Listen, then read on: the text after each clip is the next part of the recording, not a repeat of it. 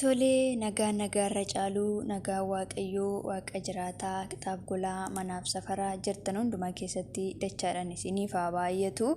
Jaallatamuudhaa fi kabajamoo obboloota koo hafuuraa galaa dhalootaa ofishaal kan jedhu jalatti kan argamtanii hunduma keessanii fi nagaa irra caaluu, nagaa waaqayyoo abbaa biraa ta'e isiniif haa baay'atu. Akkam jirtu, akkam turtanii, akkamiin eegamtanii gargaaramtanii yeroo sa'aatii kana geessanii gooftaa nagaatti nu eegee nu wajjin ta'ee nu gargaaree madda nagaa burqaa nagaa keenya ta'eef galanni guddaa gooftaadhaan eegamne gargaaramne nagaa guddaa qabna. Waaqayyo isa waan hundumaa keessatti nagaatti nu eeguu jaallateef galanni guutuun haa ta'u. Egaa guyyaa irraa kan ammoo mee sagalee waaqayyoo gabaabinatti mata duree kiristiyaanummaa jedhu walii wajjin ni ilaallaa jechuudha. Kiristiyaanummaan maali? Kiristiyaanummaan eessaa argame? Kiristiyaanummaan eessaa dhufe? Kiristiyaanummaan maali kan jedhume walii wajjin ni ilaallaa jechuudha. Egaa YouTube chaanalii koo subscribe gochuudhaanii maatii naaf ta'aadha, na jajjabeessadha isiniin jechuutiin jaalladha. Mata duree kiristiyaanummaa jedhurraa walii wajjiniin eegallaa. Tarii kutaan kun dheerachuu danda'a. Kutaadhaan garuu adda qoonnee ilaalla jechuudha akka dheerannetti.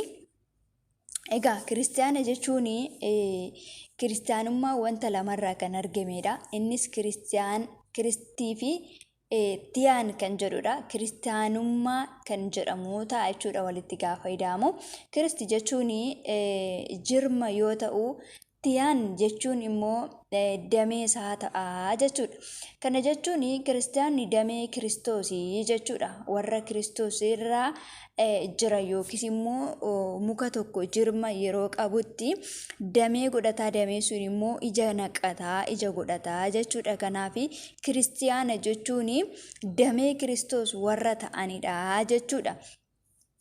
Kana jechuun immoo yookiis immoo karaa tokkoon amantoota warra kiristoositti maxxananii, kiristoositti amananii, kiristoosiin dhugaa fi jireenya karaa fayyina ta'uu isaa warra amananii jechuudha. Kiristiyaanni kun bu'aa dhagna kiristoos waan ta'eef damee kiristoos yookiis immoo bu'aa dhagna kiristoos ta'a jechuudha. Macaafa qulqulluu keessaatii tokkoffaa Qorontos boqonnaa 6 keessa yoo dhannee dubbifne maal jedhaa? Dhagni keessan bu'aa dhagna kiristoos akka ta'e hin beektaniiree? Bu'aa dhagna kiristoos immoo fuudhee bu'aa dhagna gaallamotaa godhuuree? Matumaa kun hin ta'uu jedha. Kana jechuun nuti kiristoos irraati kan nuti argamne bu'aa dhagna kiristoosii jechuudha. Kanaaf bu'aan dhagna kiristoos kun kiristiyaana jedhamanii waamamu jechuudha. Galanni waaqayyo jiraataadhaaf haa ta'u. Kiristaanni gaafa gooftatti amane, gaafa kiristoos yesuusitti amane kan isarraa mul'atu jireenya kiristoos hin fakkaatu. Jireenyi deddeebisaa, haalli isaa, amalli isaa, wanti hundumti isaaniiyyuu maal fakkaata? Kiristoosiin fakkaata. Amala kiristoos qabu qabaachuutii qaba. Inni kiristoositti qabamee yoo jiraate bu'aa dhagna kiristoos ta'a. Bu'aa qabeessa ta'a, firii godhataa, ija gaariitu irraa argama. Akkasuma immoo hojii gaarii, hojii hafuuraa tu irraa calaqqisaa jechuudha kiristiyaana irraa. Kana jechuun kiristaanni kiristoositti amane maqaa qofa otoo hin taane jireenya isaarraati kiristoos mul'achuu qaba jechuudha. Macaafa qulqulluu keenya keessaatii Yohaannis boqonnaa 15 lakkoofsa 1 irraa kaasee kan jiru gabaabsee nan dubbisa. Akkana jedha. Yesuus mukichi wayinii inni dhugaan ana, mukicha dhaabee kan eegu immoo abbaa kooti. Damee utuu anatti jiruu ija hin godhanne hundumaa in mura. Damee isa ija godhatu hundumaa garuu caalchisee akka inni ija godhatuuf irraa in qeexa. Isin ammuma iyyuu dubbii isinitti dubbatameen qulleeffamtaniittu. Anatti qabadhaa jiraadhaa, anis isinitti qabadheen jiraadha. Akkuma damee muka wayinichaatti qabatee yoo jiraachuudhaa baate ofiin ija godhachuudhaa hin dandeenye, isinis anatti qabattanii yoo jiraachuudhaa baattanii ija godhachuu hin dandeessani. Ani muka wayinichaati, isin immoo damoota isaati. Inni anatti qabatee jiraatu anis isatti nan jiraadha. Isa ija baay'ee kan godhatu anatti gargar baatanii waa tokko illee gochuu hin dandeessan.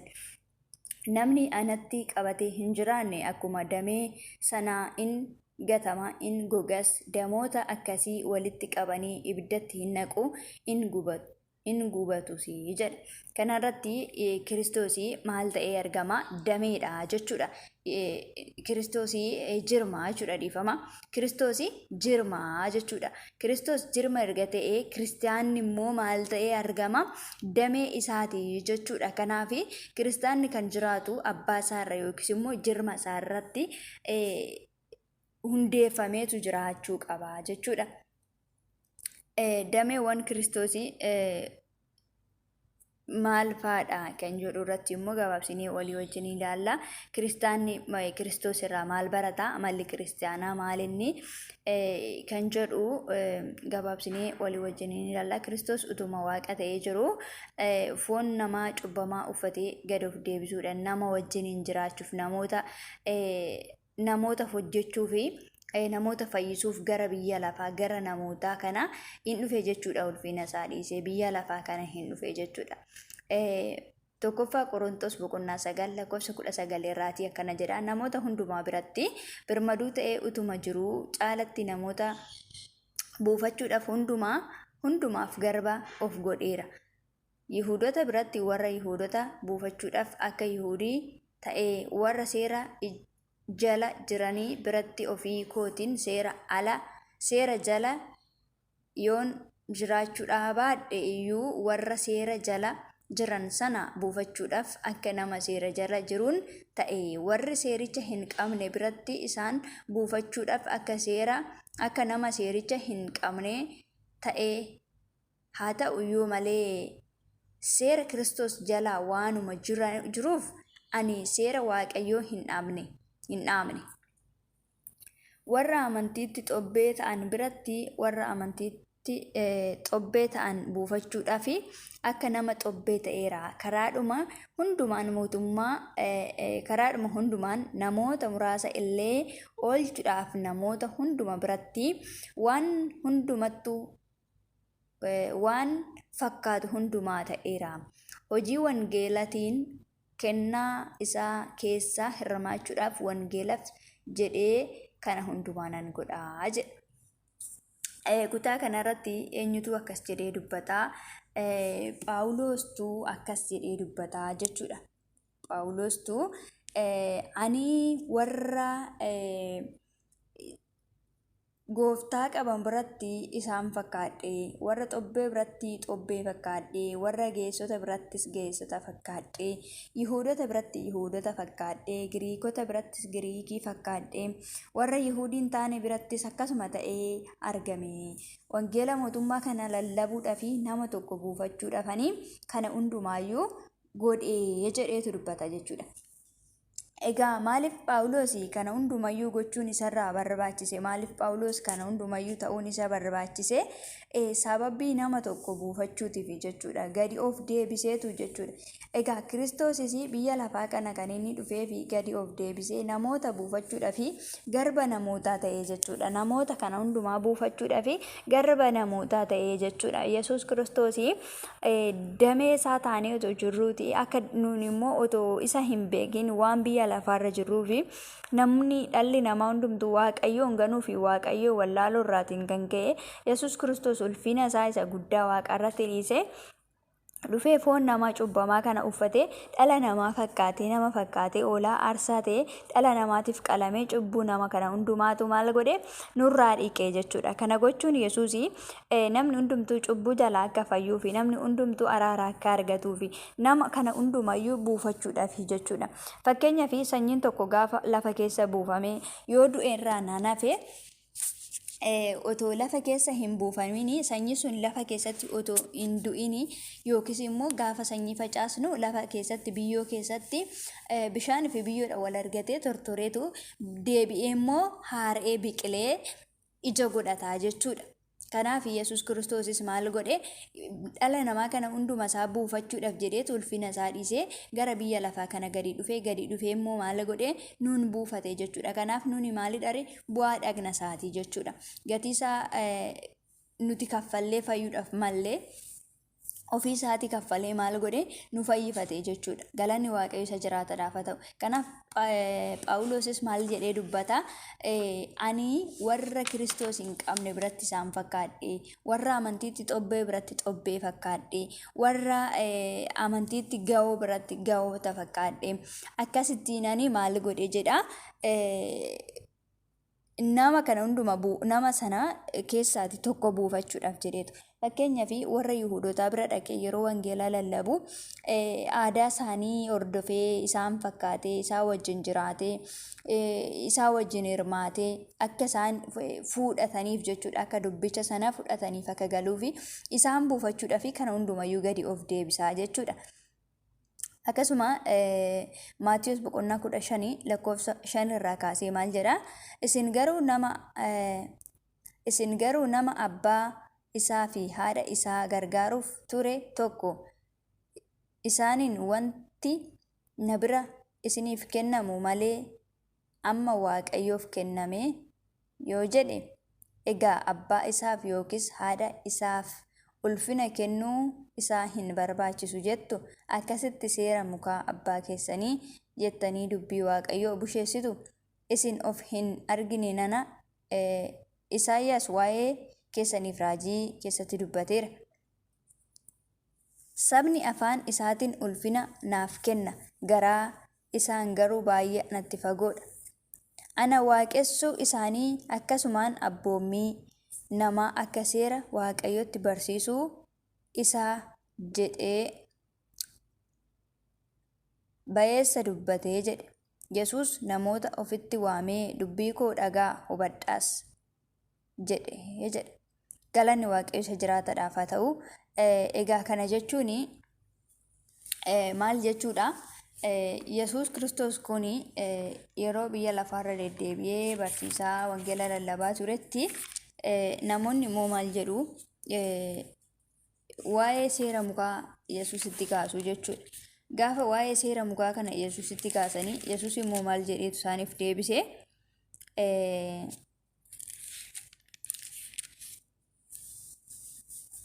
Isaaniin akkas jedheetu itti deebisee jechuudha. Egaa abbaa keessaniif haadha keessaniif ulfina hin kennitu, ulfina abbaa keessaniif abbaa keessanii kennuun kennina hin jettu. Akkasitti seera mukaa abboommii Waaqayyoo immoo hin cabsitu. Akkasitti seera Waaqayyoo raawwattu jedheetu dubbata jechuudha. Warra kamiini? Warra seera raawwannaa jedhan sanaanii jechuudha.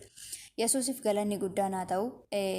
Kanaaf inni itti aanu immoo amalli kiristaanummaa yookiis immoo Kiristoos irraati kan nuti hubannu, kan nuti barannu. Kiristoosii mudaa kan hin qabnedha jechuudha. Kiristaanni yookiis immoo Kiristoosii mudaa kan hin qabne, cubbuu tokkollee kan hin qabnedha jechuudha. Kanaaf kiristaannis immoo maalidha? Cubbuu kan hin qabne qulqullaadha jechuudha. Kan inni ittiin qulqullaa'e cubbuu hojjechuu dhiiseetu hin ta'in dhiiga Kiristoos sanaanii miicamee qulqullaa'ee jechuudha. Kanaaf kiristaannis maalidha? Mudaa kan hin qabnedha jechuudha. Wangeela Maatiyos boqonnaa 5 lakkoofsa 48 irraa, egaa abbaan keessan inni waaqa irraa mudaa malee akkuma ta'e isinis mudaa kan hin qabne ta'a jedheetu Yesuus Kiristoos dubbate jechuudha. Isinis maal ta'aadha? Mudaa kan hin qabne ta'aadha jedheetu dubbate jechuudha. Egaa kuni maalidha? Amala Kiristoosidha jechuudha.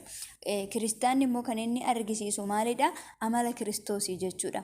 Amalli Kiristoosii kiristaana irraatii mul'atu inni tokko immoo amanamummaadha jechuudha. Amanamummaadha. Kiristoosii amanamaa ta'ee amma du'aatti iyyuu deemee jechuudha.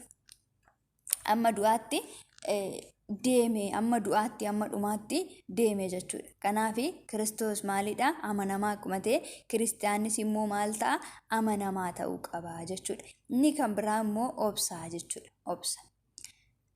Waaqayyo obsaa, Kiristoos obsa qabeessa waan ta'eef obsi inni obses immoo amma dhumaatti, amma du'aatti, amma fannootti, amma du'ee du'aa ka'uutti jechuudha. Galanni Waaqayyo isa jiraatadhaaf haa ta'u. Macaafa qulqulluu keessaatii maal jedha? Tokkoffaa Phexros boqonnaa 2, innis yommuu arrabsamee deebisee hin arrabsine, yommuu dhiphate Waaqayyo isa firdii qajeelaa faradutti kennate malee warra isa dhiphisan hin doorsifne jedha. maal godhe gooftaa Yesuus Kiristoosii tokkoffaa Phexros boqonnaa lama lakkoofsa 23 irraa kaastanii yoo dubbifattanii inni yeroo isa fannisanii yeroo isa dhiphisanii yeroo isatti geeysanii yeroo isatti qoosanii yeroo isatti tufanii yeroo waan baay'ee sarratti taasisanii Yesuusii maalin godhe isaaniif obsee yaa abbaa dhiisiif isaaniin jedheen malee isaanii indoorsifne isaanitti hin eekamne isaanii asiif achi hin goone jechuudha. Yesuus Kiristoos bara baraan gooftan maqaa Waaqayyoo isa jiraataa eebbifamu. Inni kan biraa immoo Waaqayyo maalidha? Jaalala. Kiristoos maalidha? Jaalala. Inni maal godhe tokkicha ilma isaayyuu dabarsee biyya lafaa kanaaf laate. Wangeela Yohaannis boqonnaa 3 lakkoofsa 16 maal jedha? Waaqayyo akkasittiin tokkicha ilma isaa jaallate. Waaqayyo akkasittiin tokkicha ilma isaa amma kennutti biyya lafaa jaalate. Kun immoo isatti kan amanu hundinuu jireenya bara baraa haa qabaatuuf malee haa baduuf miti jedha. Maal haa qabaatuuf? Jireenya bara baraa haa qabaatuuf malee haa baduuf miti jedha. Yesuus Kiristoos bara baraan gooftadha. Kanaaf Yesuus Kiristoos maalidha? Jaalalaa jechuudha. Waaqayyo maalidha? Jaalalaa jechuudha. Kiristaanni tokkos damee Kiristoos erga ta'e jaalala of keessaa qabaachuu qaba jechuudha. Ijoollee Waaqayyo jaalala, ijoollee seexanaa immoo jibbaan beekamu jechuudha. Warri jaalatanii kan Waaqayyooti jechuudha. Kanaaf jaalalli Waaqayyo nu keessatti immoo jechuudha. Nuyi damee Kiristoos erga taane Kiristoos irraa erga argamne jaalala of keessaa qabaachuu qabna, obsa qabaachuu qabna. Akkasuma amanamummaa qabaachuu qabna. Qulqulloota warra mudaa hin qabne ta'uu qabna jechuudha. Fakkeenya biyya lafaa, ibsaa biyya lafaa, soogidda biyya lafaa ta'uu qabna jechuudha. Yesuus Kiristoos bara baraan gooftadha. Maqaa Waaqayyoo isa jiraataa eebbifamu. Kanaaf kiristaanni maalidha? Kiristaanni damee Kiristoosii warra Kiristoos irraatii argamanidha. Amantootadha. Yeroo itti aanutti immoo bal'inaa walii wajjiniin kutaa lammaffaa isaatti fufnee walii wajjiniin ilaalla. Waaqayyo isaanitti dubbate dubbii isaa nuuf haa eebbisu. Eebbifama ayyaanni Waaqayyo isiniif haa baay'atu isinan jaalladha.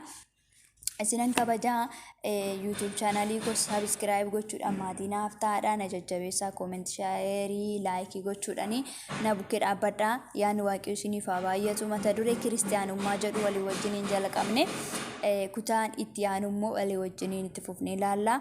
Eebbifamaa yaani isiniif haa baay'atu. Isiniin jechuun jaalladhaa. Eebbifamaa.